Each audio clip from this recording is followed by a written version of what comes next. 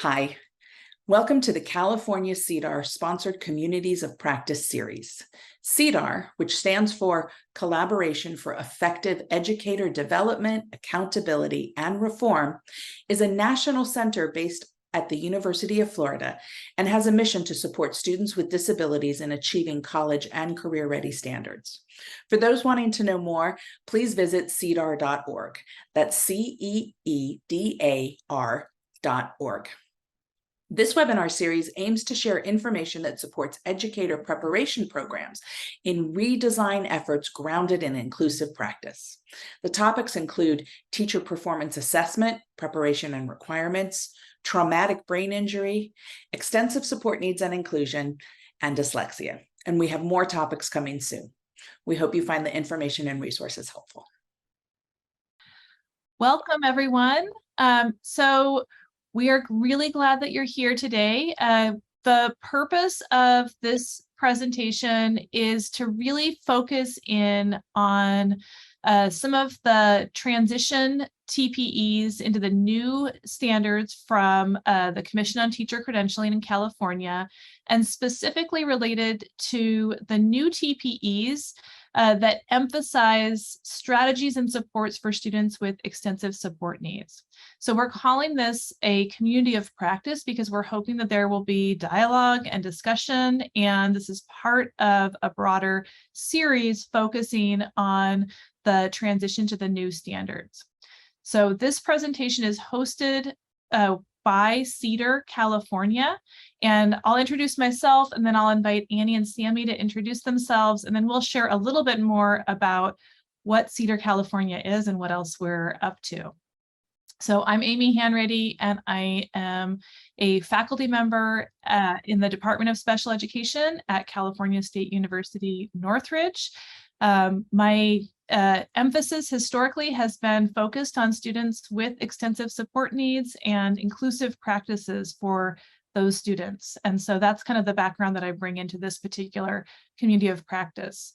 I'll turn it over to Annie to introduce herself. Hi, everyone. I am Annie Spillane. I'm at the University of Massachusetts Global. And my background is also in extensive support needs. All my training and teaching was in that area. So I'm looking forward to hosting this presentation with you guys. Hi, everybody. I'm Sammy Taves, and I am also a faculty member at California State University, Northridge. And my background as a teacher was teaching in an inclusive charter school where I served students with mild to extensive support needs.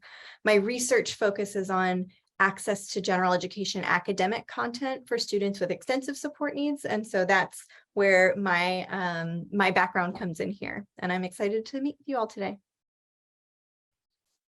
Great, so we can go to the next slide, perfect. And I can just tell you a little bit about CEEDAR. So CEEDAR is a National Technical Assistance Center. You can see that it stands for Collaboration for Effective Educator Development, Accountability, and Reform. We have a statewide group called CEEDAR California, and we really work on supporting educator development focused around collaboration, and in particular collaboration between general education and special education. Currently, our California team has 4 main initiatives that we're working on, and you can see those listed there. So we're working on inclusive principal leadership. We have a critical collaboration series of webinars. We have this community of practice series. And then we also are working on a kind of connected project related to some specific resources focused around students with extensive support needs and helping to enrich our current ed specialist programs to make sure that we're fully addressing the TPEs related to students with extensive support needs. I see that Linda Blanton is here from CEEDAR. Is there anything you want to add, Linda?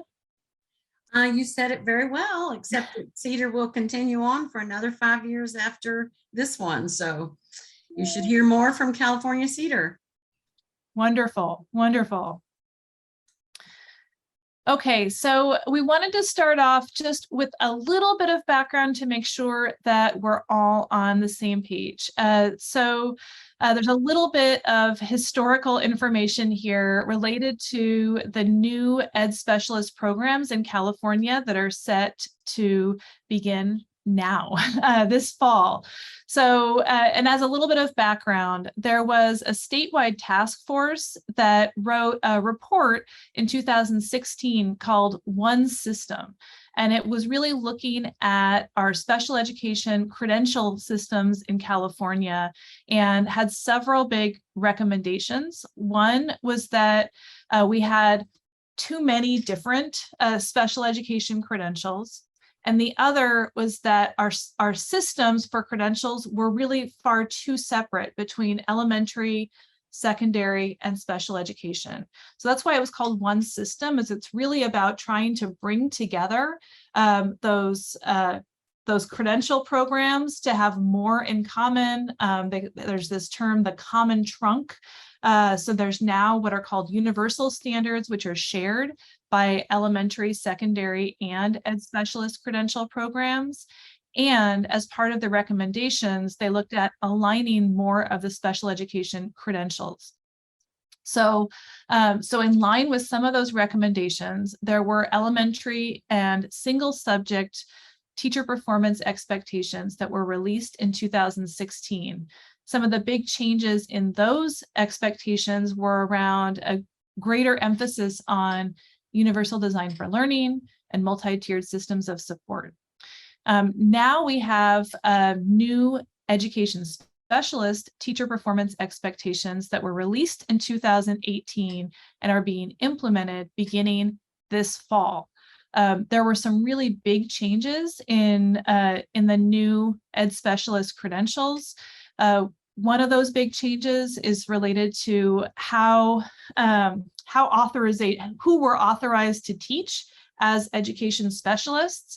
So rather than being authorized to teach students related to specific categories or labels of disabilities as we have in the past, now education specialists, in particular in mild to moderate support needs and extensive support needs, are actually authorized to teach most of the same categories or eligibilities of students, and instead the emphasis is placed on really understanding the levels or degrees of support that students need to access the curriculum. So we can go to the next slide. All right, so we're going to play a quick game, and the game is called Spot the Difference. Right, you might have played games like this as a kid. We play games like this other times. So let's see if anybody can notice the differences between the definitions and the authorizations for the mild to moderate support needs and the definition of extensive support needs authorization. You can put the differences you spot, you can put them into the chat, or you can unmute and share them.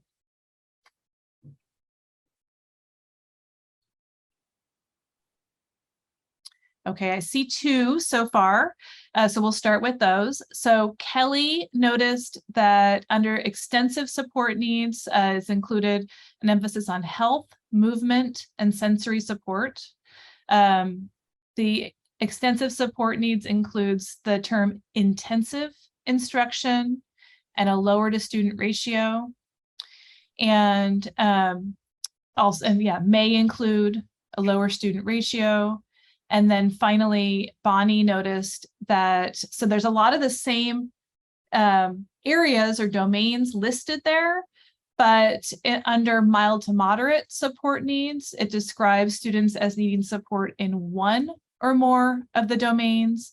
And then in extensive support needs, it's describing students needing support in two or more of the domains. And that's really because students with extensive support needs, in addition to support with academic skills, often need support in those areas of communication, gross or fine motor, behavior, etc. So we can go to the next slide. So just a little bit more around, we kind of wanted to supplement that with a little bit more related to our understanding of who students with extensive support needs are. just to make sure that we're all clear and thinking about the same students, right? So we know that students with extensive support needs are often students who might have complex communication needs. They might have medical or health needs. They're sometimes students who are considered to have intellectual disabilities or multiple disabilities or autism. Now, autism is a very broad category, and when we're thinking about students with autism with extensive support needs, we're really thinking about those kids who also need support in the areas of communication or other areas as well. In addition to those descriptors, we know that across the board, almost students with extensive support needs have a long history of being underserved and underestimated. These are students who have many strengths and capabilities that they bring to school, and yet those are often not recognized within our educational system. And then finally, we know that across the board, there are large and significant discrepancies in access to services and supports in the least restrictive environment. So despite the potential for all of these students to be included in general education settings, we know that they are often by default educated in self-contained special education settings. I'll turn it over to Sammy. Oh, Amy, I thought you were going to explain what the Oh priority. yeah, you're right. I am. but- I see my red dot. Sorry, one more slide. Now we're going to transition into kind of where we chose to focus for this presentation. And where we chose to focus was on a set of what we're calling the priority TPEs, or teacher performance expectations. So these are described in a document from the Commission on Teacher Credentialing, and the document is really, and I'll put the link in the chat in just a second. The document is focused on how to bridge from the previous credential to the new credential, but it outlines several priority teacher performance expectations that were not addressed in the previous programs or standards, but are addressed in the new standards. And so we chose to emphasize those because they are the ones that are new and introduced under the new programs. And these are the ones that also kind of add to the mild to moderate support needs credential. There's an added emphasis on serving students with more extensive support needs for mild to moderate education specialist teachers. Now I turn it over to Sammy. Awesome. Thank you. I am actually going to not use slides to talk about this next piece, because what we're going to talk about right now is actually a resource document. And let me paste the link to that in so everybody can see it, and then I will also share my screen. So one of the things we wanted to do as this group through CEEDAR is put together a resource document or a website that everybody could use to access information around these priority TPEs. And so I'm going to go ahead and click on the link that I just sent to everybody, and it will take you to this page. And I will say right now that this current document is a placeholder as we're still collecting some of these resources. And our goal with this is we are going to turn it into a website where university personnel, folks can go and pull out the resources that will be useful to you in your program. And so just a brief overview of what's here in this document. We have the priority TPEs down the left-hand side. And then we have resources down the right-hand side. And our goal with these resources are for them to be things that you as a university faculty or mentor teacher or other teacher preparation person who is interested in that content can go and pull and actually share directly with your teacher candidates, your colleagues, your peers. So these are not intended to be highly technical research papers. They're really just useful documents. So I want to give us a little tour of what those priority TPEs are and then what resources we have here. And I'm not going to go in depth on a lot of them, but just a little tour.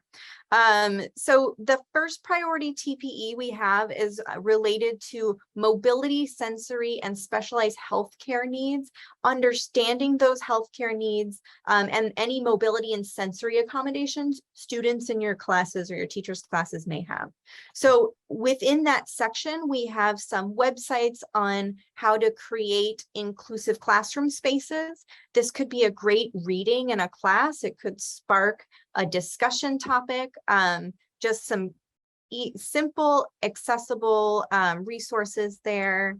Oh, here we go.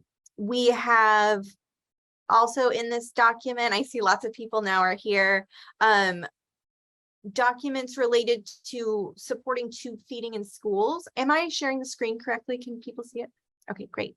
The National Center on Deaf Blindness, where you can get resources that you may, as a university professor, if this content wasn't previously in the coursework you taught, these are great places to come and pull things that are already prepared that you can read about and share with your students and learn and get more comfortable with these new TPE content at the same time as you're providing wonderful resources to your students. So I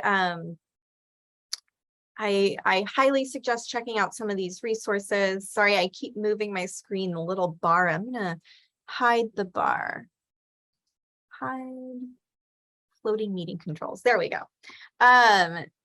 So another thing that's coming soon that we want to highlight is like we are presenting right now on the TPEs related to students with extensive support needs, we have other folks who are being funded through CEEDAR to present and create modules for teachers around these priority TPEs. And we'll preview some of those coming up here in just a moment, but coming soon will be a short video module that targets the content in this TPE and provides classroom activities that you could plug into an asynchronous module to support your students to access content related to this TPE. So we want to share this document with you. It's not fully ready yet because we are still recording and presenting those presentations. The next TPE is similarly related to students with mobility and sensory support needs, but rather than just understanding what those support needs are, now we're digging into how we can address the functional needs of students with sensory and physical support needs. So we have a lot of the same resources here, but we also will have a different video, a different 15 to 20-minute video that will specifically target strategies on supporting access to environments for students with physical and sensory support needs. Let's jump into the next few TPEs. Our priority TPEs are very focused on supports and identification of needs of students with traumatic brain injury. And what I want to show you here is this first video we have is around understanding and addressing the needs of peers and family members of students who have sustained a traumatic brain injury. And we have a series of 3 presentations by Dr. Kayleen Case. These presentations are about 17 minutes long. They give an overview of some specific resources on how to target that TPE in your class. These are designed for students, for our teacher candidates to review, and there are always activities in them. So you could either show this in a live class or put it into a asynchronous module. There are always resources at the end, and we've tried to link those in our document here too. But you can see here one of the activities requires access to this transition toolkit from a transition toolkit for students who have sustained a traumatic brain injury. And it has a wide variety of resources and supports for students and their families to use as they prepare for their child to re-enter school after that traumatic experience. So great tools to plug into your course if you're feeling that, gosh, haven't, and I know as a professor, I haven't typically covered a lot of content on traumatic brain injury in my coursework. And so having access to these videos is really useful to me as I try to become more knowledgeable about this group of students. The next priority TPE, and don't worry, there's not too many. We'll just briefly go through these ones now because we're getting into the content we'll actually cover today. But the next one is around knowledge of atypical development and implications for learning. Here we have videos presented by a neurodiverse person, Ask an Autistic. This can be content that you might want to share in your class to hear from actual people who are neurodiverse talking about their experience, how they want to receive service, supports for teachers to be responsive to students. And coming soon, we're covering content on that in this recording today. There's also a reading here you might assign to students. Then jumping into the next one, this is on teaching strategies based on unique student profiles of students with physical and medical support needs. This is more content from Dr. Case that you can explore. This next one we're really going to cover today, so I'm not going to talk too much about it, but we are going to be talking about strategies on supporting students with intellectual and developmental disabilities in the different areas of this particular TPE related to communication and assessment. There is even more that you can see. There is a heavy emphasis in these new TPEs on supporting students with traumatic brain injury. And we have tried to put together a pretty good list of great resources. Here you have more websites with activities and suggestions for specific interventions for students with traumatic brain injuries as they return to the classroom. So please take some time to go through those. And then finally, we have resources related to self-determination. The concept of self-determination and personal advocacy and self-knowledge cuts across many of our TPEs, and self-determination is at the core of that. So some of these documents that are here are actually full curricula that you could use to support your teachers to implement activities related to self-determination in their classrooms. I'm just going to show this one as an example. This one focuses on activities for very young children around how they might focus on planning, setting a goal as a young child, working towards that goal, planning what they're going to do, and then thinking, hey, did I meet my goal or do I need to adjust that? And so really implementing that self-determination support and instruction really early, which we'll get to later in this presentation. But the rest of these tools are assessments and supports for you to discuss self-determination in your coursework or provide to teachers that you work with. Does anybody else want to say anything about our resource document? I just wanted to add that so right now we have this this Google Doc as a resource for everybody. We will be having all of these resources added to a website through the CSU Chancellor's Office, and we'll be sharing that link widely once we have all of the information added to that website. The other thing that I would add is, because this is a community of practice, sharing resources, sharing ideas is something that we really appreciate and want to encourage. So as you're looking through here, if you're thinking, oh my God, I have this great resource that I use that I think would be fabulous, please, please, please, you can email it to us, put a link in a chat.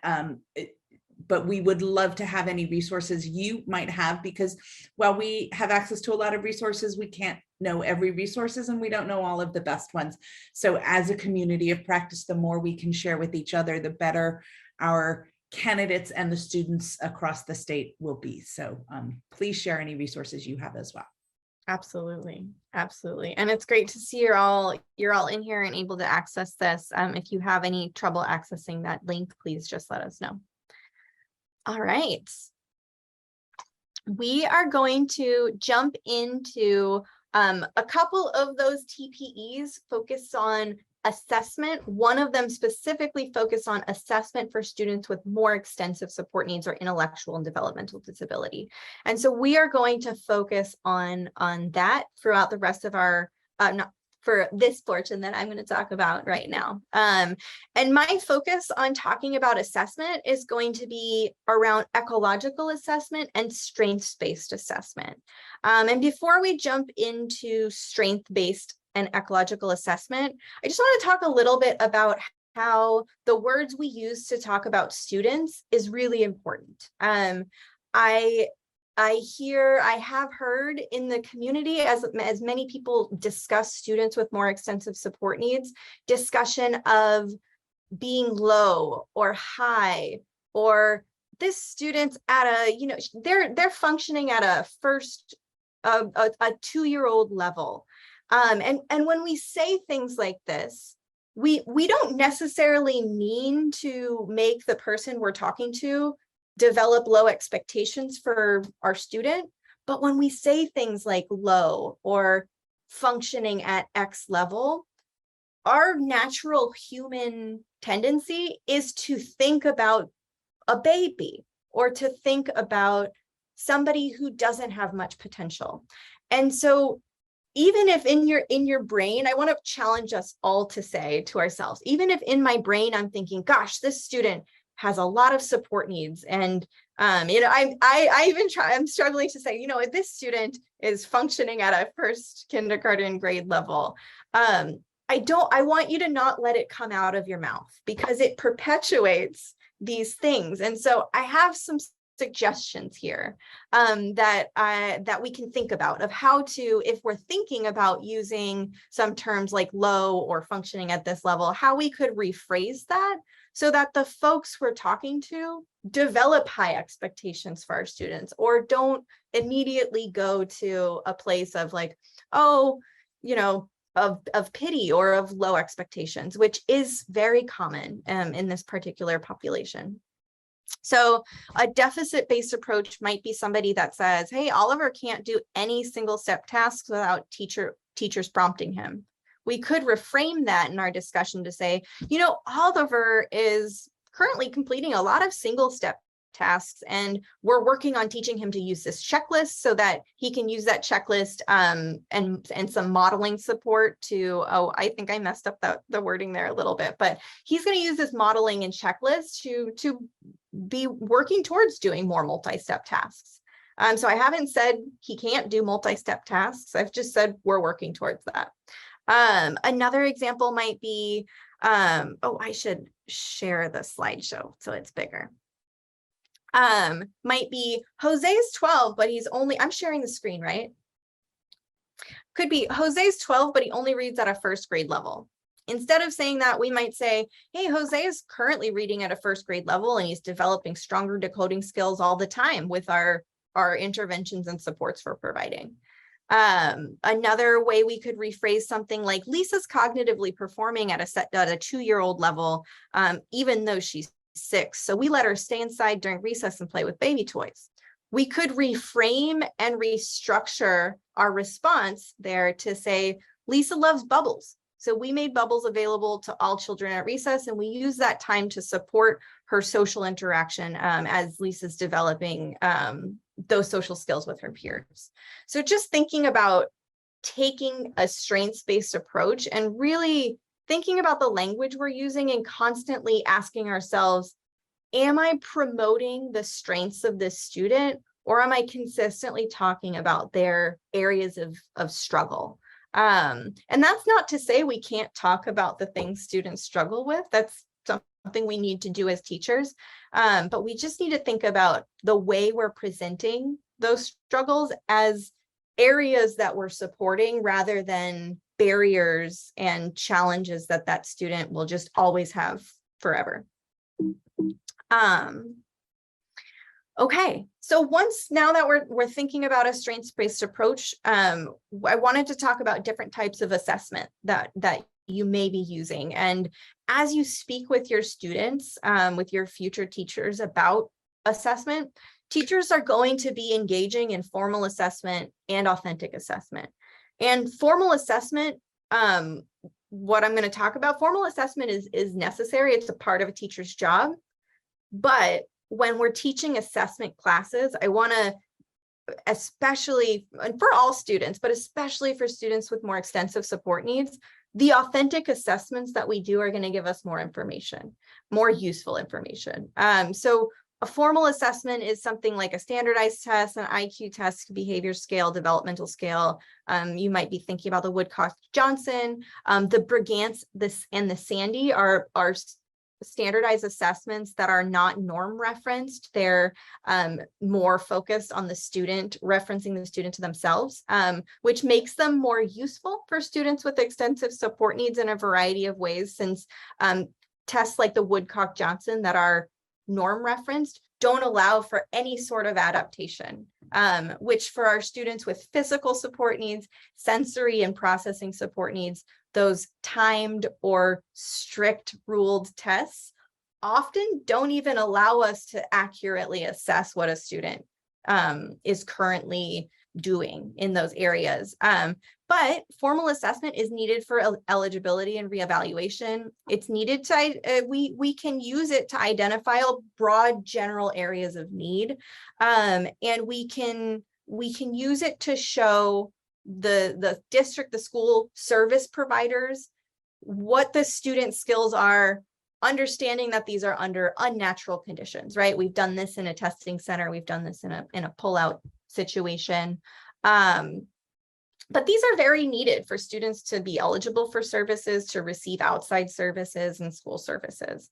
But our authentic assessment is really where we dig in and we identify what actual support needs a student has and what tools we might provide them. And we do that through things like observation of the student working in and interacting in natural environments, looking at work samples, doing ecological inventories, which I'm going to jump into in a moment, collecting behavioral data, antecedent behavior consequence data, a variety of different types of data you could collect. But this is really needed to understand the context of the student so we can do effective program design. If we only focus on our formal assessment scores, we don't move forward and dig in and find the nitty-gritty of what supports a student needs. It shows the student skills in typical settings, and it shows us what specific skills a student might need to work on rather than the broad areas of this student struggles with decoding. Well, what with decoding? What are the specific sub-skills of decoding that are there splinter skills that came before decoding that are missing? That's what we get with authentic assessment. So down here, you can see at the bottom, I've put the words, assessment is the key to understanding the needed tools and the environmental changes that we might need for a student to be successful. And that's really connected to this ecological approach. And the word ecology, you can see up here, means that's the study of the relationship between a living organism and their environment. So when we think about assessment for any student, we want to think about any student who is struggling to access school or succeed in any context. We want to think about what is the context or the assignment requiring of that person, and what's the mismatch in skills or physical support needs to access that. And so if we think about disability in this way, disability really occurs in the space where there is a mismatch between what the environment is asking them to do and what their current skills are. And so if we use assessment to really dig in and say, okay, well, let's look at this space and let's think about the space, the requirements of that space, and my student as a whole, and think about, well, how could I change this space, or what tools could I provide to mitigate that mismatch or to make that space more accessible. And the emphasis here in an ecological approach to assessment is that we're looking at our current setting and desired settings. So we don't want to just think about our current, let's say we're in a special education classroom. We want to think about the neighborhood that that student is going to go home to, and how we can provide supports and tools for that student to go into that space and to have higher levels of access. We want to think about our general education classrooms, even if that student isn't currently attending that space. We want to go in, we want to observe and identify how that space could be more accessible. And we can do that through a process called ecological assessment. And I'm going to share with you a form and specific tools you can use here. But ecological assessment is just a process of going into a space. I'm going to say a general education classroom here, but ecological assessment can be used anywhere to identify the barriers that exist in any setting. So it's designed to increase student participation in any natural setting. So we go in, we analyze what typical peers are doing to participate successfully. What is everybody doing here? We identify the natural cues. How does everybody know how to do what they're doing? And then we analyze the demands of that activity. What skills do people in that classroom need to have to do what they're doing? And then after we've really deeply looked at that space that we want to be more accessible, we think about our student and we think about their needs and their challenges. We don't, try to hide them. We really deeply think about my student who has a lot of physical access needs, a lot of sensory support needs, cognitive support needs. We think about those needs and we say, would the student succeed in this space? And if not, why do we think that? The discrepancy, what is the reason that they were not or might not be able to complete that activity successfully? And then finally, based on what we say with this why, we think of an intervention plan. So this is what the form looks like. And I'm actually going to exit out of the PowerPoint right now. And I'm going to go back to our sheet that I shared with you earlier, the resource sheet. And I want to take us all to TPE MMSN 5.2 and show you that there's this ecological assessment example blank and project instructions. So this is somewhere you could come if you want your students to do an ecological assessment where there's a decently detailed description of all of the different parts of how to complete an ecological assessment. There's a rubric you could use for grading, a blank version that we're going to look at right now, and a completed version. So just to show you the blank version here, you can see those steps in the activity, the natural cues, the skills needed. That's the analysis of the environment. And then we're thinking about our specific student, the performance, the discrepancy analysis, and what we plan to do. So I'll show you right now. I'm just going to zoom in a little bit because this is probably small for you all. And you can see here steps in the activity. For this one, it's getting ready for an ELA class. So the steps in that activity look like they're getting ready for class. They're reading the book aloud in discussion. They're doing independent work. So those are the chunks in this activity. We're just going to look really briefly at the first one so that you can get an idea of how a student or yourself would do this sort of ecological assessment. And I'll say that this is something that I often do with students, new teachers, is I ask them, like, what's going on in your environment? Do you need support? And sometimes I'll go with them to their school and we'll do this assessment together and talk about it and try to solve those mismatches and adapt those environments together. Can be really powerful. So here, when students are getting ready, they're taking out their books, they're turning page 65, they're listening to the teacher introduce the chapter. The natural cues for that are that they hear the students hear the teacher. They hear the teacher saying, get your books out. They understand that. They see other students taking their books out and they want to hear the details of the story. You might be thinking like, oh, why are we putting like why am I thinking about these internal things? Well, thinking about the internal cues that students have, like wanting to hear the story details, is important because a lot of our students might not be naturally identifying those internal desires that other students are experiencing. They might not make that connection between the teacher making this demand of taking the book out and enjoying the story. So that might be something we would explicitly teach, and identifying that gives us the opportunity to do that.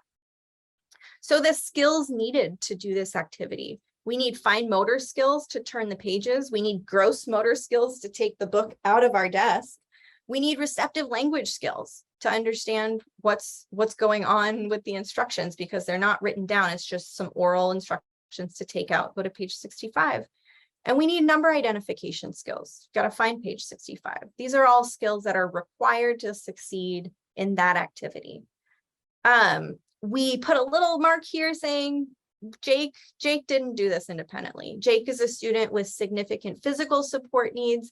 He has an intellectual disability and is currently working on a lot of different fine motor and early math and literacy skills. So right here it says that, you know, Jake sits quietly, he watches his peers as they take out the material. He struggles to comprehend the instructions, the directions, and has not developed the fine motor skills to flip the book unassisted.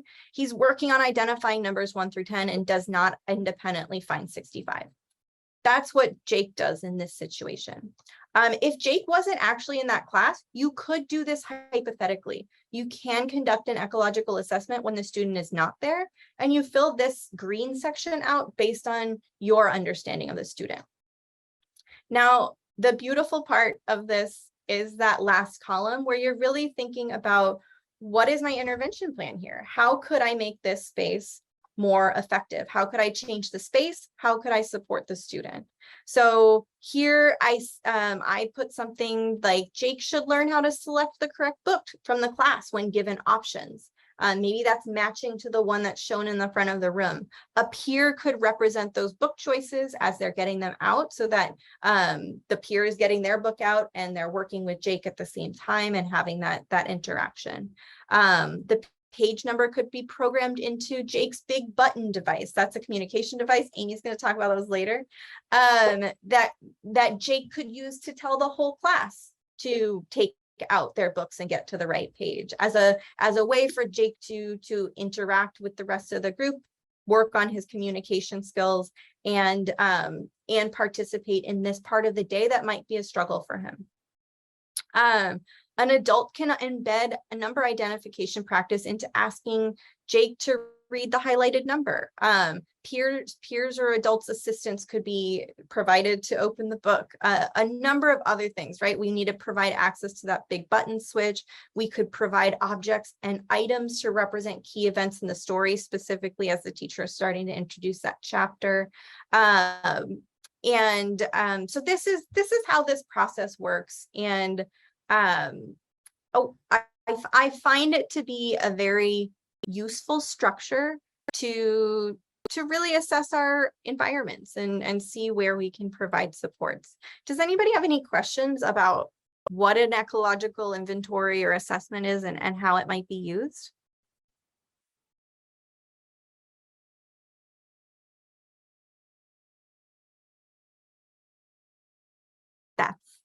That's okay. If you come up with them, they're in the chat. Let's see. If you come up with them later, that's okay. You can just call them out. And if you want to go to there's one more slide that I was going to talk about. So the last thing I want to talk about with assessment is actually a little bit more related to instruction of students who have more extensive support needs.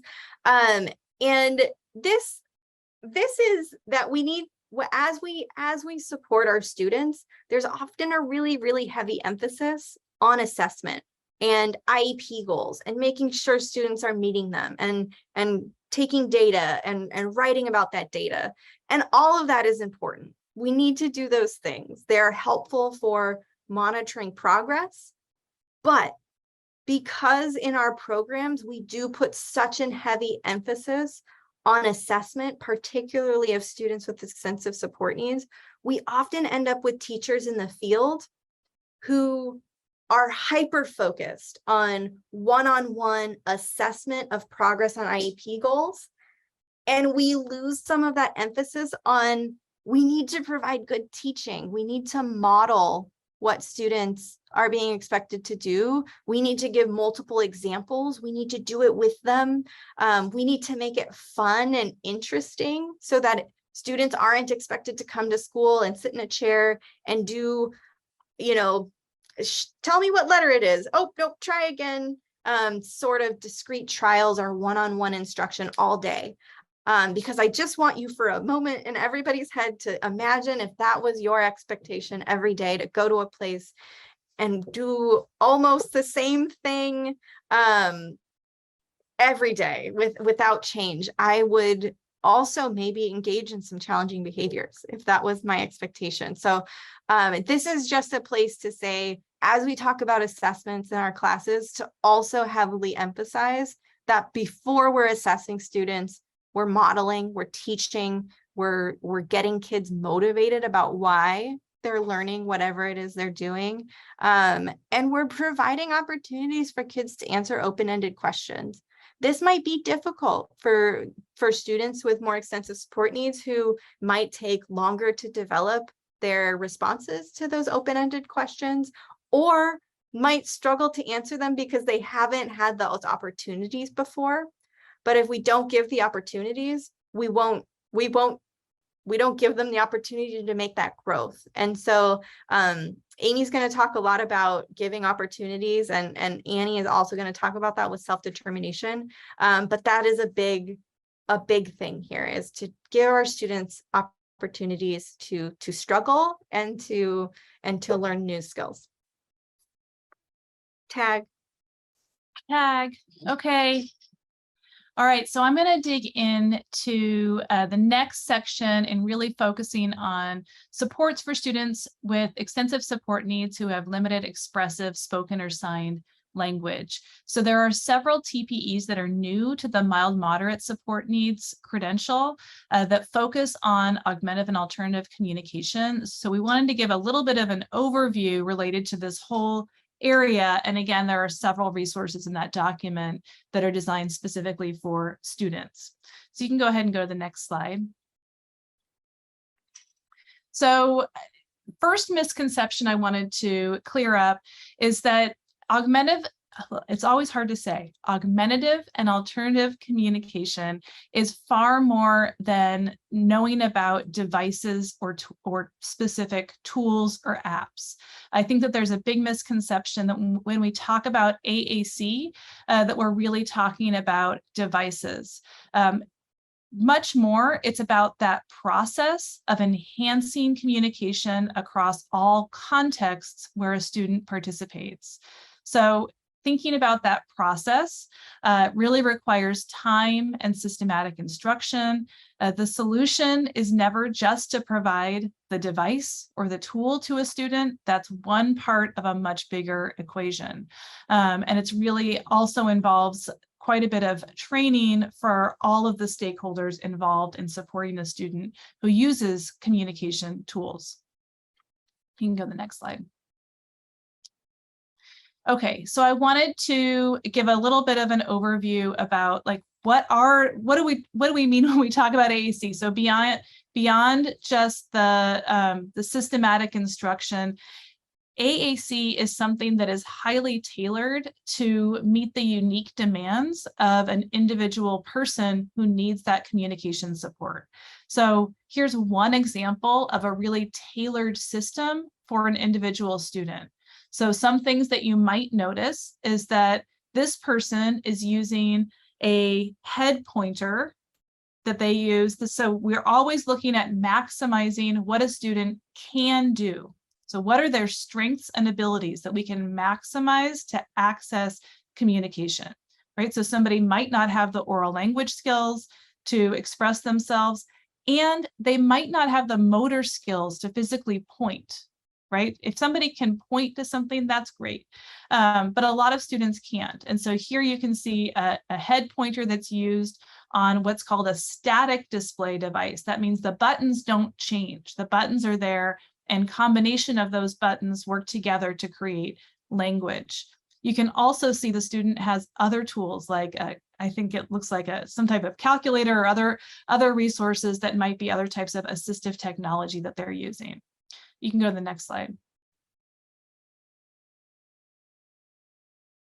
So other ways that students can access communication systems include using switches. So a switch is just a button, often a big button that really leverages any movement that the student has throughout their body. So a switch can be something that's activated by a hand, an elbow, a head, a foot, anything. And that switch can then advance selections on a communication device. So that's what you see here is a student has two switches that they're using to activate their communication device, one on the left and one on the right. So even with really minimal movement, students can learn to access complex communication systems that provide access to language. Often we limit students by offering single words or single selections because of their limited movement skills. But actually students with very limited movement can be very prolific and develop language skills when given the right supports. All right, you can go to the next slide. So this isn't new. AAC is not new. As long as there have been people with physical disabilities, people have been problem solving access to communication. And just one example, one really famous example is Christy Brown, who wrote My Left Foot. And you can see that creative problem solving in using strengths. And in his situation, he used his foot, which is where he had the most movement. So you can go to the next slide. We can use low-tech communication to provide access to full language. One way to do that is to use what's called an eye gaze board. And you can see that there's a system, it's called ETRAN, where students can use eye gaze and or head movements to spell and develop write messages and convey messages in that way. So low tech does not involve a lot of technology or a particular device, just involves a lot of work and training on the part of both the student and the individuals who are supporting that communication. You can go to the next slide. So from low tech to super high tech, Stephen Hawking was a super famous physicist that lost muscle and motor movement over the course of his lifespan, but was able to convey highly complex messages using a single switch selection. So what Stephen Hawking used was just one switch that activated both word prediction and was able to activate spelling and convey highly complex messages. So just because somebody has extremely limited physical movement does not mean that they're not capable of conveying complex thoughts and ideas, but often their limitations come from our presumptions that they're not competent or capable of expressing those messages. You can go on. So, so the goal of augmentative and alternative communication really is to empower people and to provide that access to language and communication and education through that communication. So it is a form of assistive technology. It is not a limitation. It's something that really most people see as freeing them. It empowers people who would be otherwise unable to communicate reliably for themselves. They are not constrained by their devices, but are rather freed by them and are generally seen as a part of their personal space or even an extension of their bodies. And so really belongs to that person who's using it. All right, you can keep going. So I think that it's always important to think about how AAC users themselves view communication access. So this is a quote from Grant Blasco, who I work with on a communication access committee as part of TASH. And Grant said, communication access is about how comfortable you make someone feel. It's about telling them with your minds and hearts that you won't let them struggle alone and that what they are trying to say is worth waiting for to hear. Even though I'm a strong communicator who has had the benefit of education, I'm still quite aware of the likelihood that I can be dismissed without some level of support for my communication access. So Grant spells to communicate, and yet still relies is very effective, but still relies on trust that people will presume his competence when he's communicating with them. Yeah, go ahead. You can go to the next slide. So a big part of communication access is about training communication partners and making sure that others within the environment are providing that accessible communication, right? So Sarah Blackstone is also an AAC user and said a facilitator or communication partner is one who makes things easier. People who facilitate communication are familiar partners who do things that enable interactions to occur. Sometimes that involves gaining the attention of somebody so that an AAC user can convey their message. Sometimes it involves doing some elaboration to explain a little bit more about what somebody is saying when they can only convey a single word or a short phrase based on our knowledge of that individual. But again, that requires training and support from often special education teachers. Okay, you can keep going. There we go. So you can kind of look at this picture and notice all of the different things that even within one picture, we notice that a communication partner is doing to facilitate this child's access to his communication. So you can see that she's, smiling and encouraging, waiting expectantly is one thing that we can do to facilitate that access. Modeling or pointing to draw his attention to that tool or device, right? So that expectation of communication, allowing wait time, encouragement, those are all kind of really core features of what a communication partner does to facilitate that access. All right, let's go to the next slide. Okay, so many AAC users also talk about kind of the difficulty with being vulnerable as individuals who don't have reliable access to communication. So this is only like a 2-minute video, and this is Bob Williams, who's really a civil rights activist who has supported the passage of the Rehabilitation Act and the Americans with Disabilities Act. I actually had the privilege of watching him this morning talk to the Department of Justice. He's really a brilliant advocate, and we had the privilege of interviewing him for a previous presentation. And so I wanted to give just this short clip of him sharing his experience.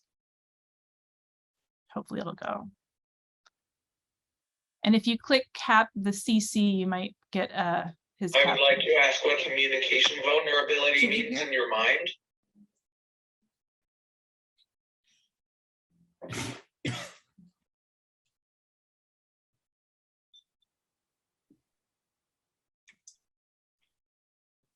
Largely, it means that at any given moment, people can assume that we have no ability, much less the right to express ourselves and to be heard, as well as afforded respect. And because we cannot predict when it might happen, that is what to me makes us the most vulnerable. I agree, and I think I want to add that it takes so many spoons to try to ride that course of events. When it washes over us, it can feel insurmountable without an ally beside me. So the question for you is, when did you need an ally, and what did that person do to help? There have always been people, beginning with my parents and brothers and sisters, who have known and made clear to others, when necessary, that I have a lot to say and need to be heard. And I think for most people that have little to no understandable speech, that support is crucial to everything we do. And for me, there likewise have been family, friends, teachers, colleagues, and others who have been able to understand some, if not all, of my natural speech. So speaking is a major way I express myself as well. Okay. So you can see that Bob was being interviewed by Grant Blasco, who I quoted earlier. And both of those individuals are people who have experienced the presumption of incompetence within their education also, and have really been in the position of having to prove themselves. Now, as education specialists, I really see it as our job to make sure that we never have students who have to prove themselves or demonstrate their competence in order to be heard. And I believe that that all starts with access to communication support. So if nothing else, I hope that as we're kind of adding this emphasis on communication access to our ed specialist programs, that we're really communicating the hopes and the dreams of AAC users to have that ongoing access throughout their education. All right, you can jump to the next slide. I'm going to do the next couple of slides pretty quick. I know it's replaying the same thing. Okay, there we go. Okay, so there are several articles which I can add to the resource document by Janice Light, who really outlines the idea of communication competence and what does it mean to be a competent communicator. This has evolved over several years. You can see the different dates, and it started with that red box on the top left with focusing on competencies within the individual. So thinking about their linguistic skills, operational skills, like can they point, social skills, and strategic skills. But then really started to expand to consider not just those areas, but also the psychosocial factors like motivation and perseverance.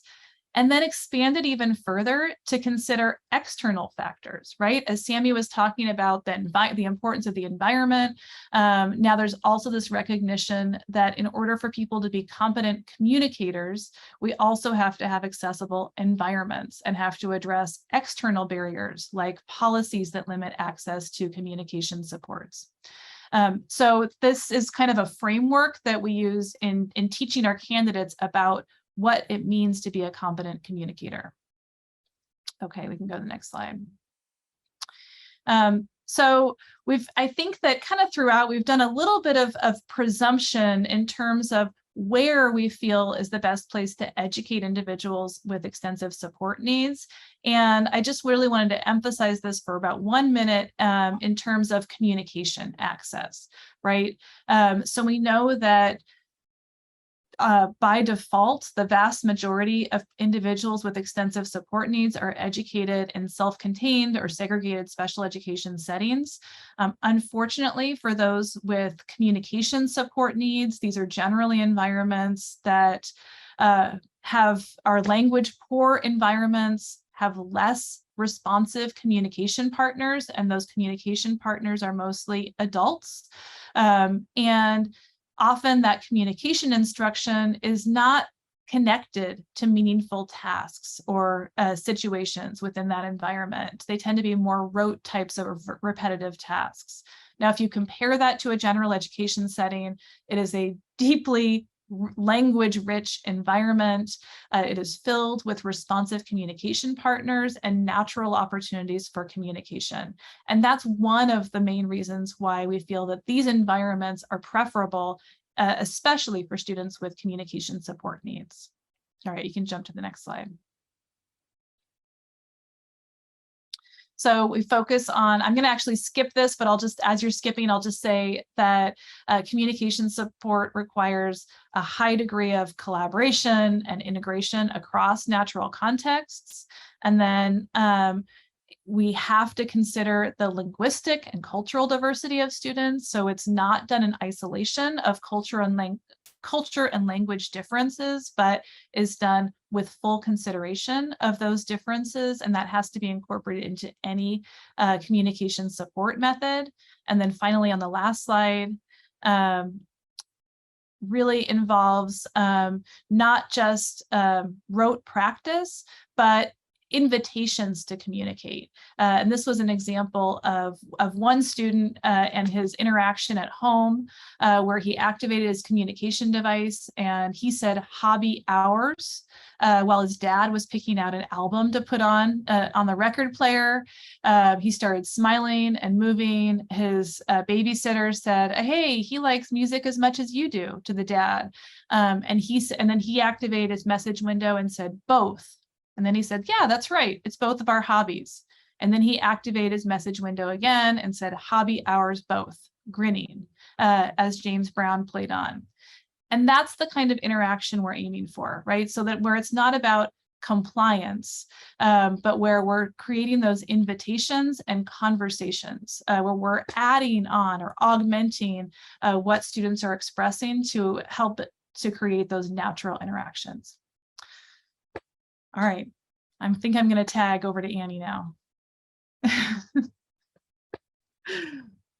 You're muted. I'm going to unmute so I can actually talk. Thanks so much. So we're going to kind of finish up this presentation by talking about self-determination. And self-determination in terms of when you're looking at the TPE elements, it's only specifically called out in just a couple of the elements, but truly, especially when we're thinking about individuals with more extensive support needs, and not just for them, but for all of us, self-determination is the foundation upon which we can actually learn and grow to become the people we want to be and to live the lives we want to live. And I think it's often forgot that individuals with extensive support needs also have that right to live the lives they want to live and to be the people they want to be to their full ability and potential. So instructing in self-determination and understanding in self-determination becomes foundational to all of the work that we do, not only with typically developing kids, not only with kids with more mild to moderate disabilities, but especially we often need to really think about it with our students with extensive support needs. So to start out, I'd like to start with talking about what self-determination is. And it's a concept that's been around for quite a long time. But way back in the late 90s is when it started to be thought about more specifically as to how it applies to individuals with disabilities, including those with more significant support needs. So when we talk about what is self-determination, being self-determined is about acting as the causal agent, and that causal agent is important in one's life. So self-determined people, i.e. causal agents, they act in service to freely chosen goals. Self-determined actions function to enable a person to be the causal agent in his or her life. So that causal agency piece is so important. When we think about freely chosen goals, we're thinking about goals that the individual is choosing themselves. It's not because of undue influence or interference by other people, even very well-meaning people, but it is freely chosen goals that they are thinking about in terms of the quality and type of life that they want to have. So when we want to build self-determination, that involves providing support and opportunities for people to self-initiate their actions and to take actions that are goal-oriented and self-regulated. And one thing I like to really talk about when looking at self-determination and what it is the importance of developing an internal locus of control in our students. I think it's something that we don't often focus on, particularly with this population. It's often that compliance-based, that external locus of control that we sometimes not purposely, but end up building in them, right? So, sometimes we'll be in classrooms and you'll hear the student who's always saying, it's not my fault, I didn't do it, it was because of all these things, it's not my fault, it's not my fault. Well, there's a beautiful example of someone who has an external locus of control. They don't see themselves as a causal agent, right? They don't cause things to happen in their world, things happen to them.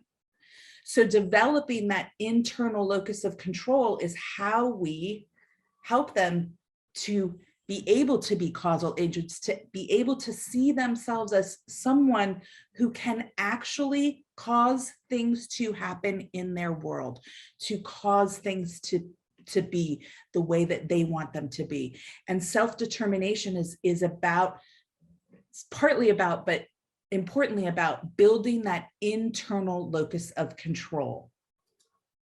So why is it important that individuals become self-determined? Well, one thing that we know is that individuals with disabilities often have poor outcomes upon leaving the school system. Part of the reason the whole transition process happened was because research was showing that individuals with disabilities, when they left school, that their outcomes were horrible. They weren't being employed, they weren't able to live independently.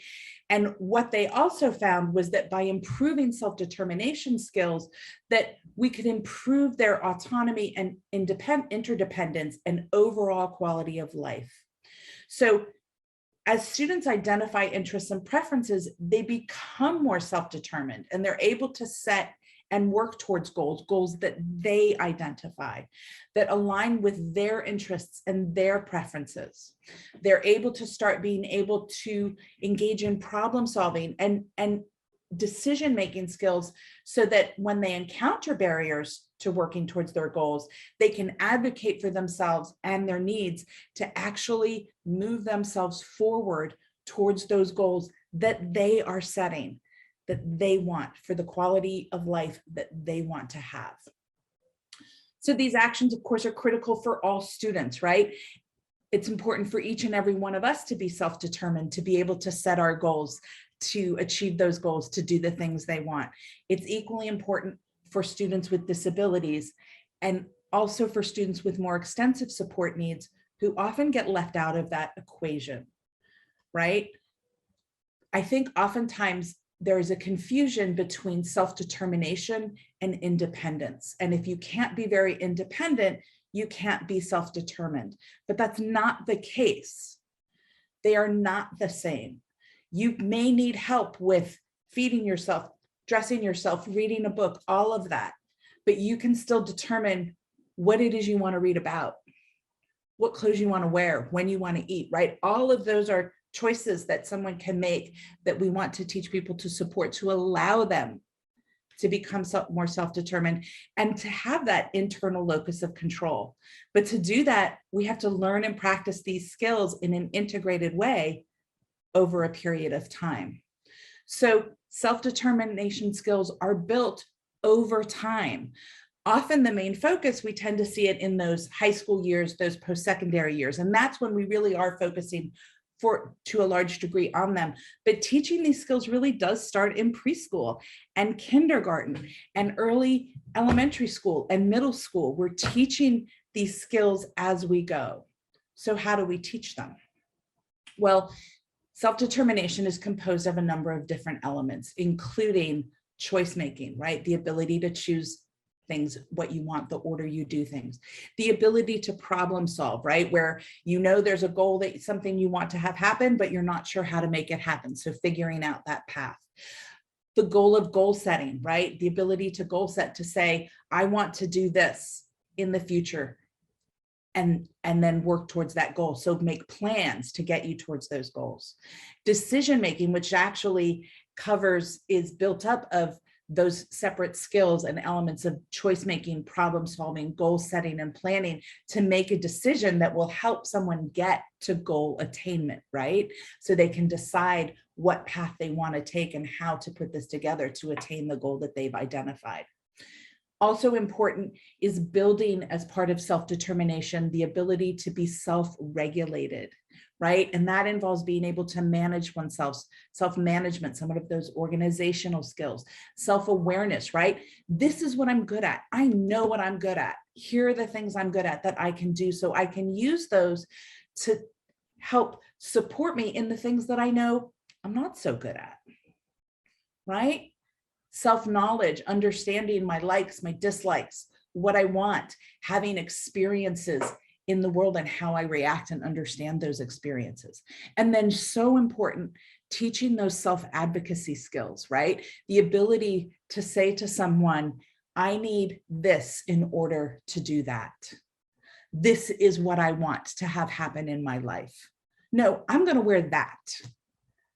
No, I'm going to do this first, right? No, you can't say that to me. So as you can see here, when we're providing those supports, and when we talk about students with extensive support needs, right, it means they need a lot of supports.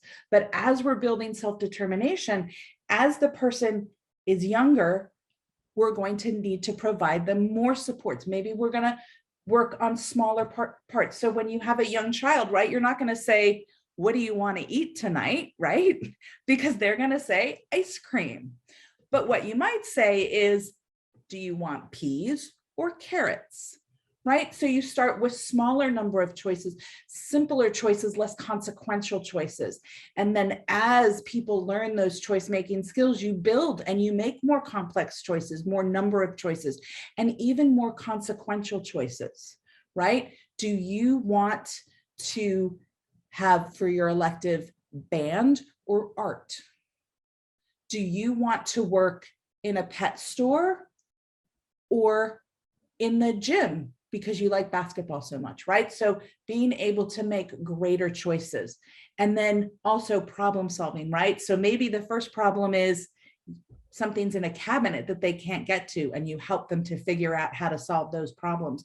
But as we get older, right, our problems become more complex. So as we're building those skills and helping students to broaden those skills and do those things, we also want to be providing less support. So we start small, build those skills.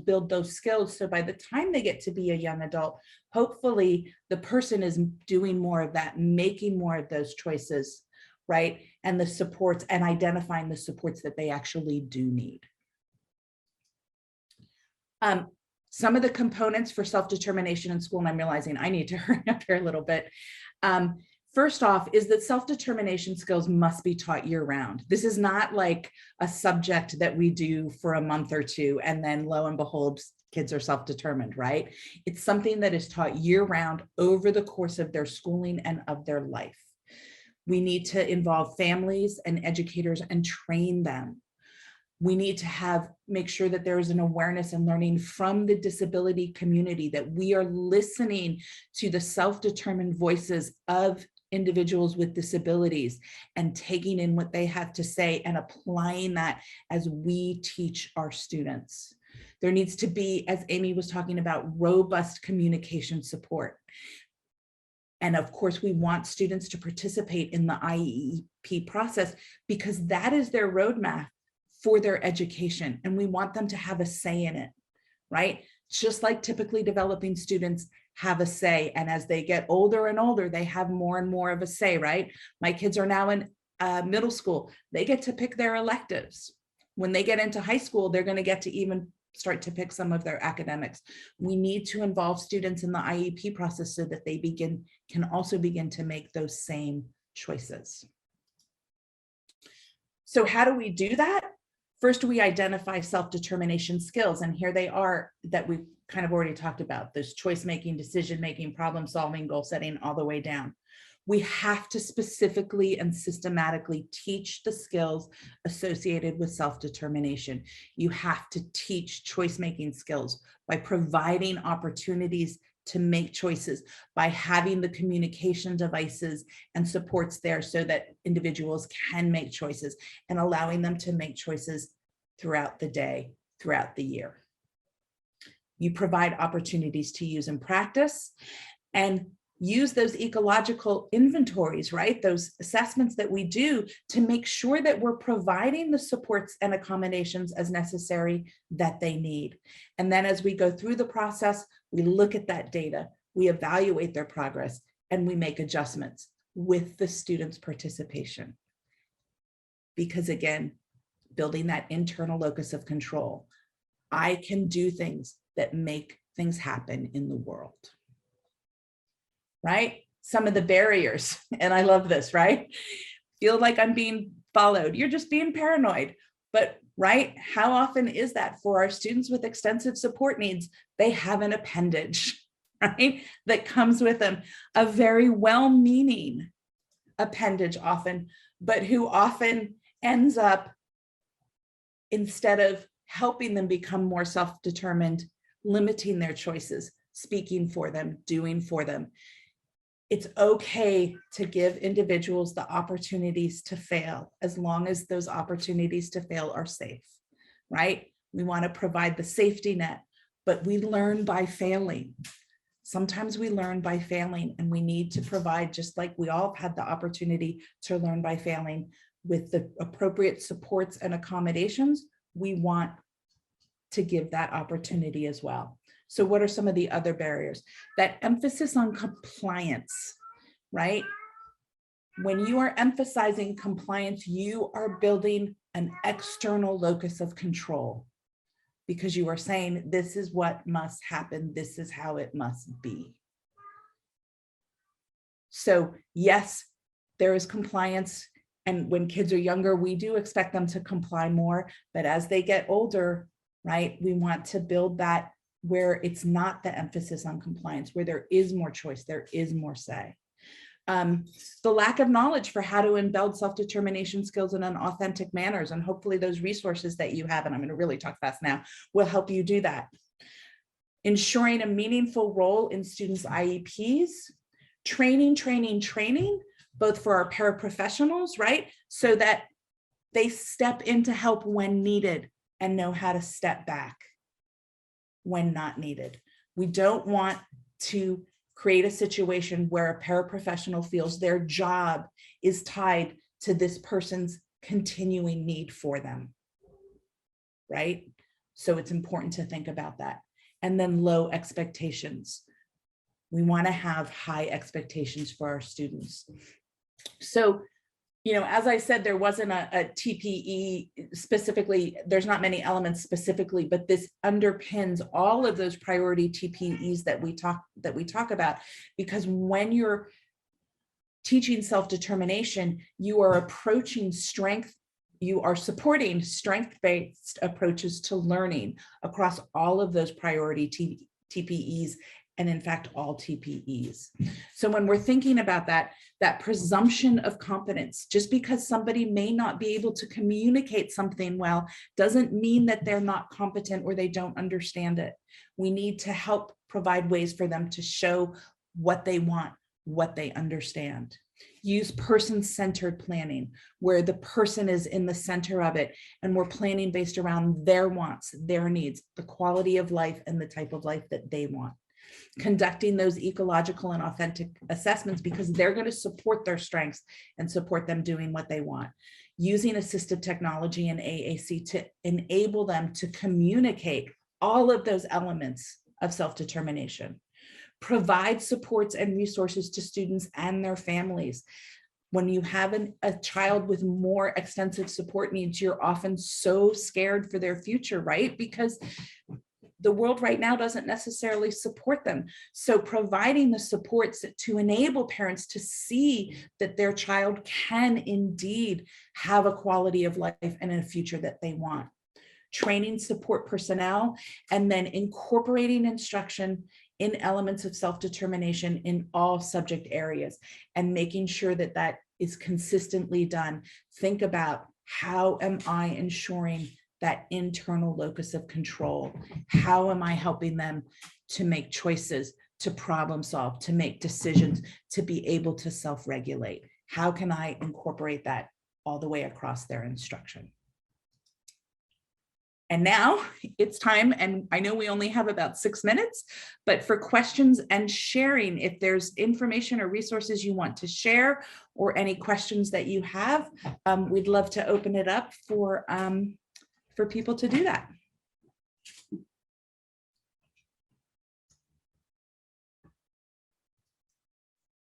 So I don't know, sometimes people need some thinking time, right? To come up with any questions that they have, or comments. Oh, I see Jenny had something. I was going to ask another question. Go ahead, Jenny. Oh, okay. Well, I've been this is fantastic. So first of all, I want to just say this. So thank you so much. My gosh.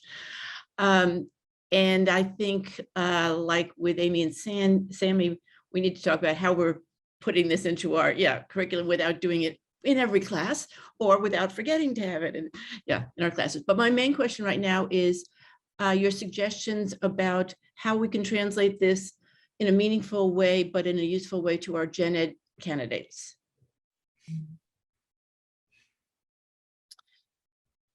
I think it's a good question.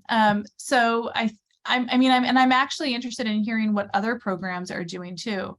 So I know that in our program at Cal State Northridge, that there's only one class that overlaps between our special education program and our general education elementary and secondary programs. And that's one class that they take all together. Now, of course, the hope is that in the classes that don't overlap, that there's some content that's focused on differentiation and access for students. So it doesn't only live in like one class, right? I think that a goal would be to provide a broader array of resources to our general education faculty so that they can develop more competence or confidence maybe in feeling like they can convey information about especially students with extensive support needs. I think that's an area where many general education faculty don't necessarily feel confident, and so they might not introduce that content in the class just because they don't feel confident in that area. So I think if we can provide resources that they can like unpack and share in that class that can kind of be a little bit self-sufficient.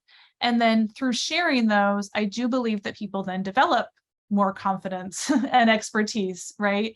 As they share those in their courses. But I think the bigger game is really about integrating our programs more. And I know that other programs are a little bit more integrated than the ones at our university. So maybe other people would like to share. I know at UMass Global, we have the first set, so I think it's 4 or 5 classes are all taken together with the gen ed and special ed folks. And one of the things that's nice about the new TPEs and these new pathways is CTC, I think, has really thought about that inclusive environment and how to make it easier for general ed and special ed to get those dual credentials. And hopefully through that process, I think that can be another way where we really start to help our general ed colleagues really learn about this and particularly the candidates they teach, because more and more and more we're seeing students with disabilities in general ed classrooms, including students with extensive support needs. You know, I think students with mild moderate disabilities have been in general ed classrooms for a while now, but it still wasn't that common to see students with extensive support needs. And when they are placed, it's often for very short periods of time in very limited subject areas.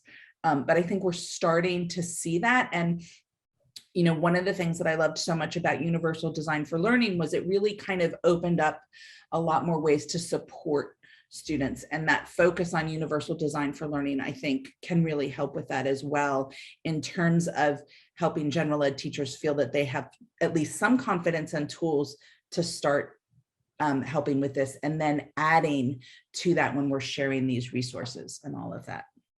That's kind of my thought. Thank you for sharing that resource, Sharon. Oh, yes. We'll put that right in our resource.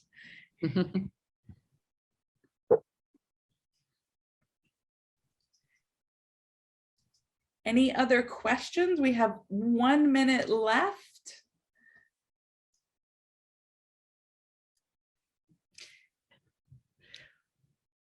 Yeah.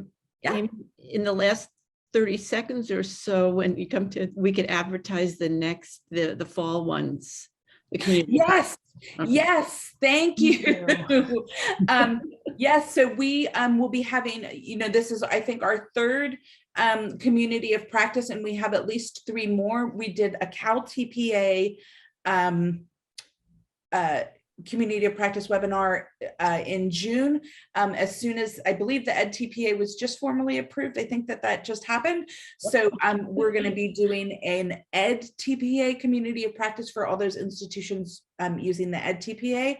We're also going to be having ones on bilingual and literacy, and another one on clinical practice. So we will have 3 more coming this fall through December, and we'll be sending out notices for those. And we hope that you can come. And as always, when you get the invitation for a community of practice, if you have resources around that, please come with them, because it is a space for sharing of our ideas and resources and what we know, so that we can make things better for all our programs across the state. Thank you, Virginia. That was important. Sure. And then, so are you seeing Tamara Anderson's question in the chat? Yes, I just responded, yes, we're Oh, there going you to go. share Okay. the recording. And it will be added also to that resource website that's Yeah. being put together. But we didn't want to create the website till we had all the things done in, I think, in December. And the videos for all of our community of practice, the recordings, they're actually going to be downloaded and uploaded into like a YouTube site, a YouTube channel, so that they will be more easily accessible. And that's my job, and I'm still working out that process. It wasn't quite as straightforward as I thought it would be, but I'll make it happen. Don't worry. Okay. Any other questions? We're just past 1 o'clock, and I do want to respect people's time. Any last minute questions before we adjourn, other than to say thank you so much for attending?